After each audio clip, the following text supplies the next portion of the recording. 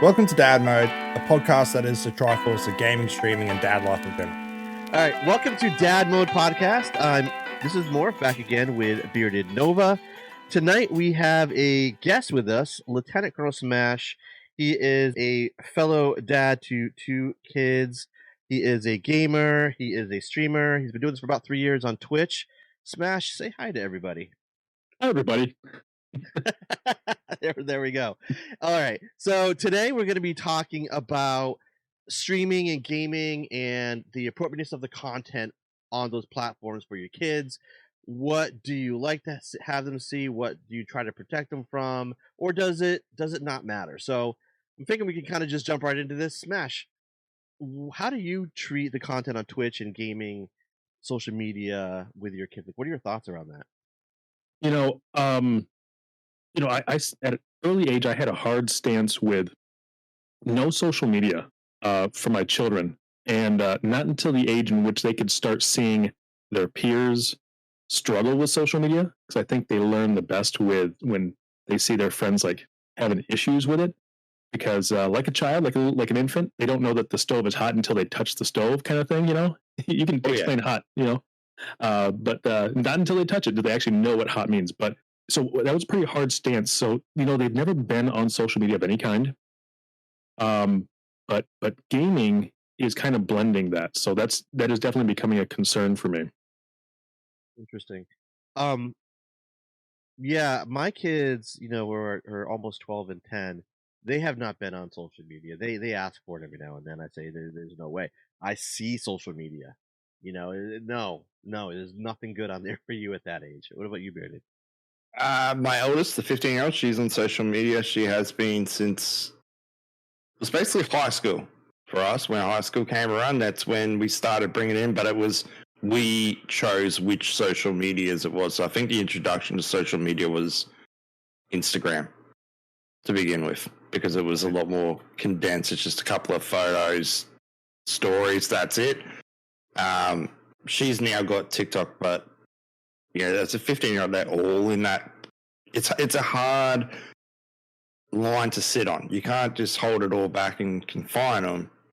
And they got that age where all their friends are doing it now, and you sit them down. You have this appropriate chat about what the internet's really like, the things that could happen on the internet, what they need to come talk to us about if something is to happen on the internet. Yeah. And there's a bit of trust. There's a lot of trust. Like, I think the rule, I don't have her, but my rule is my wife is friends with her on every platform, so she can see everything that's posted. That's basically. A good idea. Like, it's kind of like helicopter parenting, but it's not, in a way. I mean, I don't want to know, so I don't. I really don't want to know as a father what's happening there, especially with my daughters. So I'd rather just close my eyes for a second and just trust my wife take care of it. You, sir, have been in a bikini on Twitch and on TikTok. She might be the one who wants to close her eyes. Oh, yeah, exactly. I don't think that's why she's not friends with me either. Neither of us will follow each other. Facebook's the only safe one. I've seen Nova in that bikini, and I've blushed. My friends have seen me in that bikini. Like, it's an awkward situation for everyone. Probably parent-teacher interview would be even worse if parents are on TikTok. I've used Nova as an example. See to my daughter. This is why I can't have you on the internet. That's funny. I hear both of you, and I agree. My kids are. One of them is in 7th grade. And we got him a phone earlier this calendar year because he was starting to do more after school sports, and I needed to know exactly when to pick him up, where to pick him up, that kind of stuff. He's mentioned social media a few times. Hey, can I get this? No. But he's actually kind of socially awkward. I don't mind saying that because he will never listen to this. He's a little socially awkward, so I don't think he's really into it yet. Although he does tend to ask me, how many followers do you have on YouTube? How many followers do you have on TikTok? Like, he must hear it, and kids must talk about follower count. Oh, yeah, they do. That's the other side of this that worries me, is we hear about bullying and the social, pariah you are if you don't have enough followers, if you don't have this or that. And like Brittany said, we didn't have to deal with this as kids. Your group of friends with whoever your physical group of friends was. And I worry about that aspect of it too. My son hasn't got into social media. He's same age as yours, 12. He hasn't asked for it. However, he does have Discord, which is what we were talking about the other week with multiplayer. So he's heavily involved in Discord and online gaming, unlike my 15-year-old. So he does the opposite side of the internet, really. He hasn't. I query it every so often. Now he's in grade 7. Yeah, grade 7 going on 8. Good thing you remembered. They changed our bloody high school system, all right? Since I was in high school, the high school was 8 to 12. And then all of a sudden, they wanted to bring in year 7 into high school. So technically, he's in high school. High school's 7 to 12 now. And so it just irks me every time I've got to try and figure out what grade he's in because he's in high school and I want to say 8. But, yeah, go, Smash. When Nova was in high school, Nova, tell me, what was it like to see the first man fly? Fantastic. I'm sorry, fantastic. We all sat around. They did a flip up story where the cardboard changed every couple of seconds to dictate what happened. But yeah, he hasn't hit that. I've asked him a lot about the social media thing, and that in his group, as in his high school, it's all about online gaming instead. It's just about what games you play, what's your, whether it's an Apex player, how good are you at Apex, or what multiplayer game you play is more their thing at the moment. Right. There's, you bring up a good point where it's not just them interacting with others, it's the system of validation that social media now gives individuals, and even a false sense of validation. How many likes did you get? How many views did you get? And that it has affected me from time to time. Where you put out something, you put work into something, and you go look at it, you go, oh, that did not perform well. And actually, I have noticeably seen my mood throughout my day change, and I've had a fight against that. I can only imagine what that's like for a teenager. Yeah, I've done the same thing, Smash. I would say when I'm streaming, I'm looking at my viewer count. When I post a TikTok, I'm looking at it religiously after I've released it. I look at comments, so no one's commenting, no one's doing this and that. And like you said, it's we're adults who have dealt with this kind of stuff for a long time, and we understand. We're more mature in order to handle this kind of thing, and it's still tough. You're right, and I agree with you. My mood will change too. If I have a bad release on something, I'm in a bad mood. I don't know, until something happens. Very natural, yeah, absolutely. It's like that Black. What's that show on Netflix? Black Mirror. The Black Mirror? Black Mirror. Black Mirror had that episode where they're all social media levels and how your followers and that graded you in society on how you sat and what you got and that. And it's very similar to what the high school space is.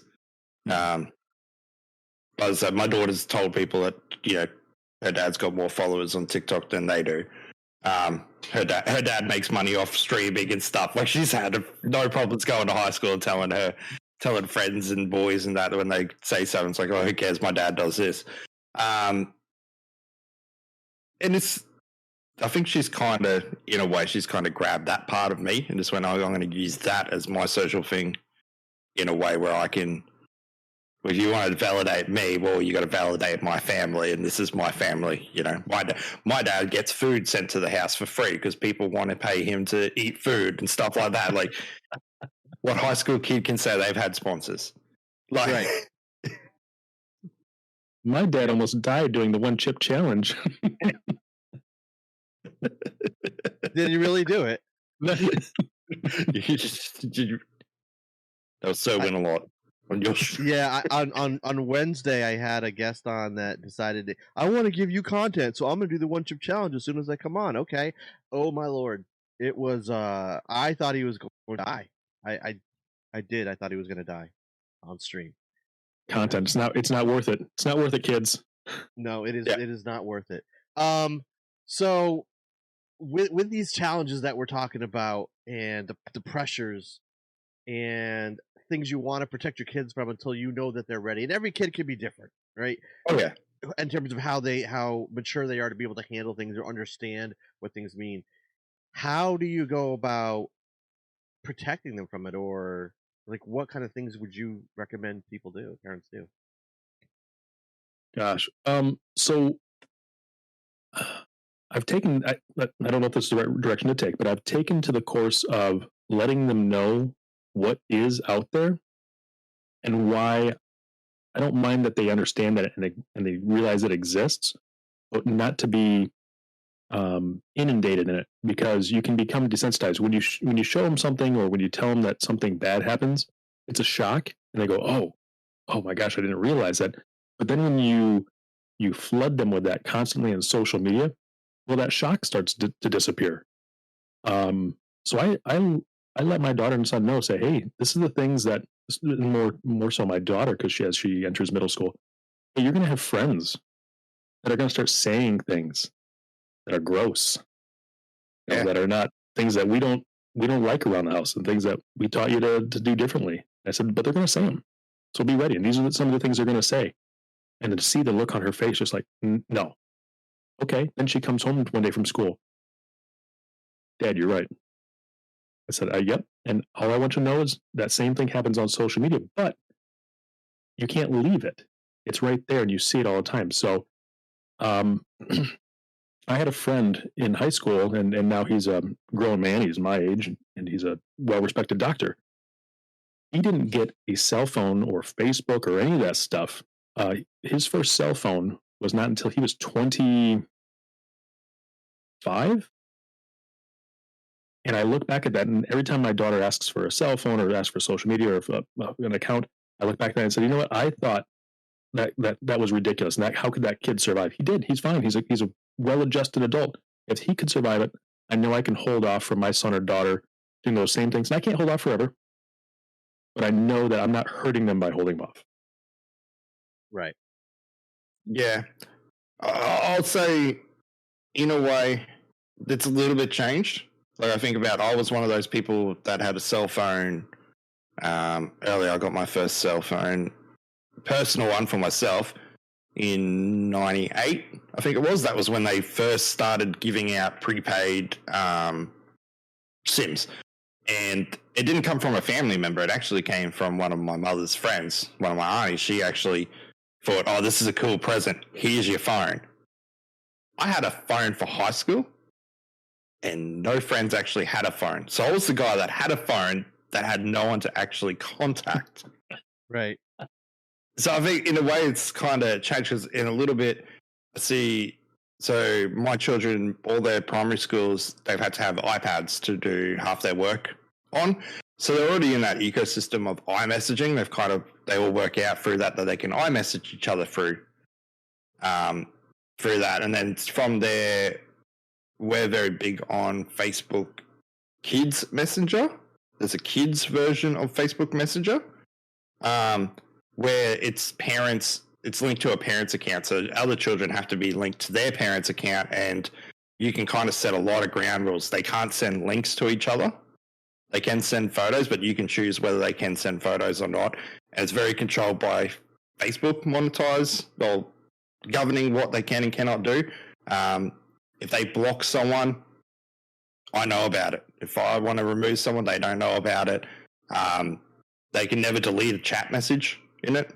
You can pull the logs from whenever you want. Like, there's some great little tools, like introduction things for that communication that you can kind of get around mobile phones for ages. So my son just got his phone, and I was asking him, do you want a phone? Do you need a phone? Like, because that's around the same 12 was when we gave it to, moving into that high school era was when we gave it to our eldest. And when I was saying to him, he goes, well, why do I need that, Dad? I got an iPad. I said, oh, well, what if you want to message people like when you're not on the internet? Yeah, like he didn't really care. Like he's got one now, and that has taken over his life. More so for us to call him when we need to. But find nowadays, my children are getting their phones when they're going into high school, and or 10 years old, basically. That's around the time when they go to high school here. Because of how the stupid school year works. And don't get me started. They changed that too, right? But that's when they're getting their phones.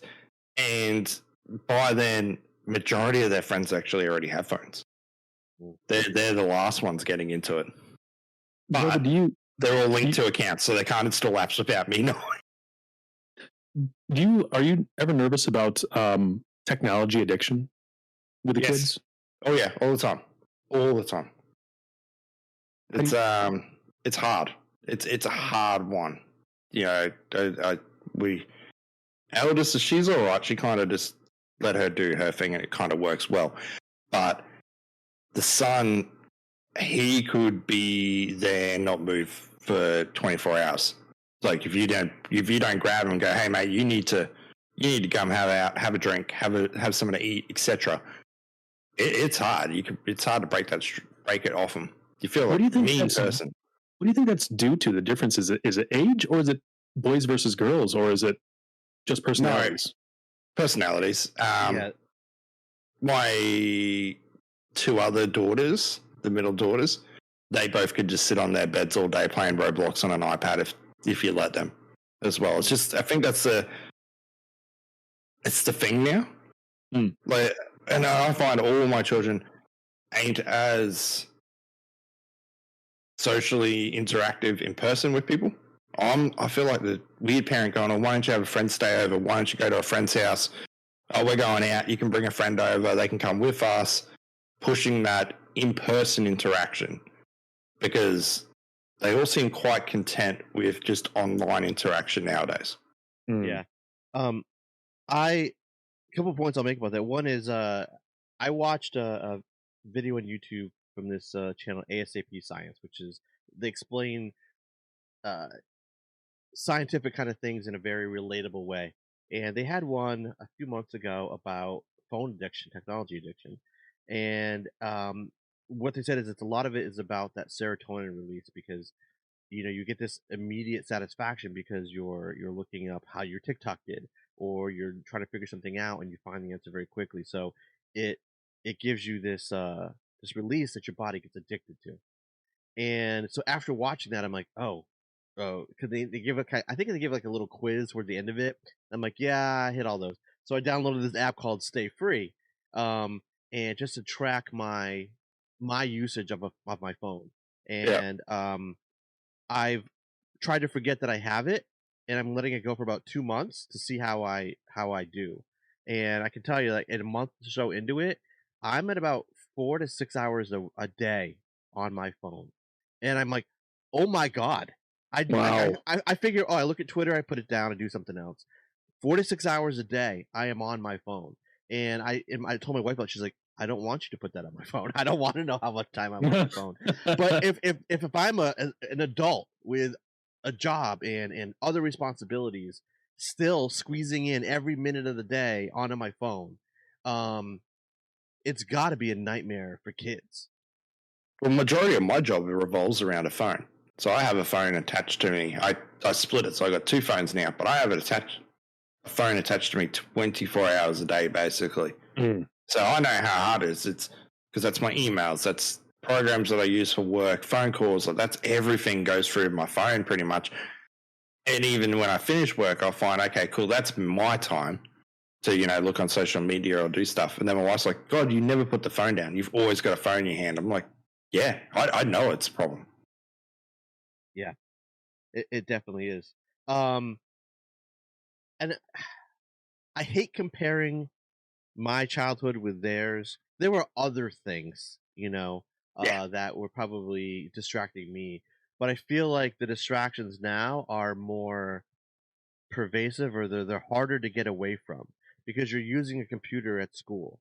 You're using a computer when you get home. You're looking at your phone if you have one, and you're communicating with your friends, or you're watching YouTube or whatever it is. And I like to think to myself, well, I struggle with seeing them do it because I feel it's going to be a bad thing, but they're growing up with it. Maybe they will just naturally adjust. And I don't know if that's true. I don't know if they will. It's a different adjustment because we grew up with the internet and saw it evolve. You go back, the ICQ, MIRC, into MSN Messenger, into the social media era, and then obviously dial up into, where you couldn't use the internet without someone in the house disconnecting you, to now, okay, the internet's always on. You don't have to worry about someone taking a phone call, to cool, I can take a phone call and be on the internet at the same time. It's a different landscape. I remember that. Put the phone down. I'm on the internet. Every house we moved into, we had 2 phone lines, the internet phone line and then the house phone line. Well, I'm not going to say how old, I'm not going to out us how old we are, but, back in the 80s and 90s when we were kids, no one knew what social engineering was, right? Social engineering was kind of in its infancy, and it wasn't widely accepted, but the internet, the widespread of the internet through the 90s and early 2000s really gave forth to social engineering. And so now you take a look at games and marketing and all these things that interact, influencers, they incorporate social engineering. They study how people react to things, and then they try to maximize something. And ultimately, all of these apps are designed to gain your information so that they can sell it to be marketed, or in the terms of games as a service, maybe they're not taking your information and selling your information, but they are social engineering you. I heard a CEO, please don't quote me on this, I thought it was a CEO of a game development company, and that individual was talking about how you need to hook the player, the gamer, string them along long enough before you start giving them microtransactions, make them invested into a thing. That way it's painful for them to either switch away from your game or platform, because all these microtransactions, they're more likely. I remember him saying they're more likely to go ahead and click on that $1 click for that microtransaction because of the pain it would take, the FOMO of leaving it. So the social engineering on these social media, Twitch, games, it needs to be understood, and I think it needs to be conveyed to young people in a way that understands. I'm still trying to learn how to communicate that to them. And speaking of communicating, for any parent that doesn't know, FOMO means fear of missing out. I was going to ask, no. Wait. Bet. Right? Did I use that right? Maybe. Lit. This is lit. I think the word you're looking for is woot. Is that the kids still say the woot? God damn. There are teenagers around the world cringing right now. They don't know why. Our online tag when Counter-Strike was a mod for Half-Life, this is going well back, was woot. Between me and my friends, we were the Woot clan in 1999. But that was that was dope in 1999. It was.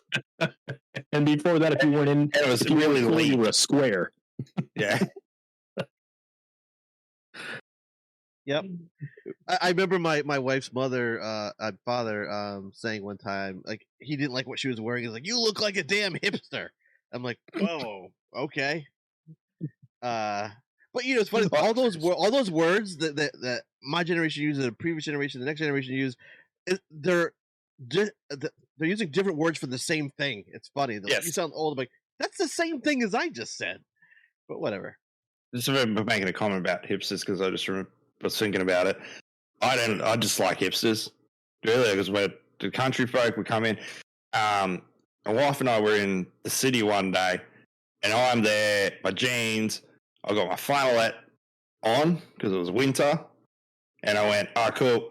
I'm gonna go get a haircut." So I walk into a barber, I got my beard, I'm getting a haircut. They go, do you want a latte? And I'm like, yeah, sure. So I'm sitting there with my latte in a barber, getting my beard trim in a flannel shirt. And my wife just wanted to dig it into me. She goes, you've just turned into a hipster without even knowing it. I'm like, oh, damn it. Yeah, barber, can you give me the top knot, please? Yeah, the top. Put it in a man bun. Yes. Put the strands together. Now, our friend Pastor Gaines has a man bun, and I have no problem with that because he's awesome. I do like that. He pulls it off, though. He actually pulls it off. He pulls it off, but no one else. If I do ever meet him, I'll probably pastor him, but it'll be with love. Hey, thanks for tuning into the podcast today. If you like it, be sure to share it, leave comments, and we'll catch you next time on the Dadmode.